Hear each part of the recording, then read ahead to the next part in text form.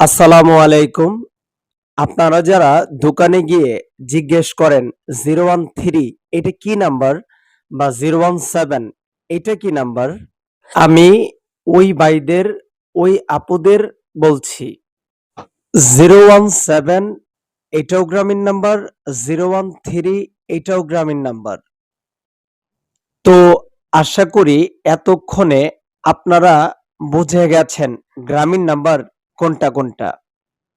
চলুন দেখা যাক এবার আমরা গ্রামীণ সিমের নাম্বার কিভাবে বের করব। আমরা গ্রামীণ সিমের নাম্বার বের করার জন্য সর্বপ্রথম খুঁজে বের করব টেলিফোনের মতো একটা আইকন। যেখানে লেখা আছে ফোন, এখানে একটা টাচ করব। এখানে টাচ করার পরে আমরা এখানে একটা টাচ করব। এখানে টাচ করার পরে যে ডায়াল প্যাডটা আসছে এখানে স্টার উঠাবো, 2 উঠাবো, হ্যাশ উঠাবো। ওঠানোর পরে কল দিয়ে দিব। দেওয়ার পরে চলে আসবে আমাদের গ্রামীণ সিমের নাম্বারটা।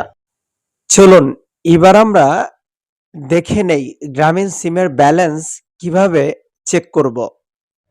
আমরা গ্রামীণের ব্যালেন্স চেক করার জন্য যে কাজটি করব, সর্বপ্রথম আমরা ফোন আইকনে একটা টাচ করব। এখানে টাচ করার পরে আমরা ডায়াল প্যাড পাবো, এখানে একটা টাচ করব।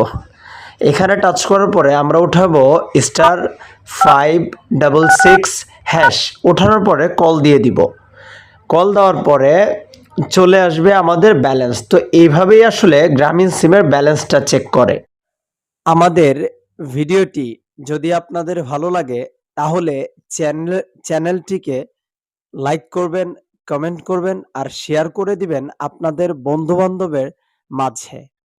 আর আমাদের ভিডিওটি দেখে যদি আপনাদের একটু উপকারী মনে হয় তাহলে চ্যানেলটিকে সাবস্ক্রাইব তো মাস্ট।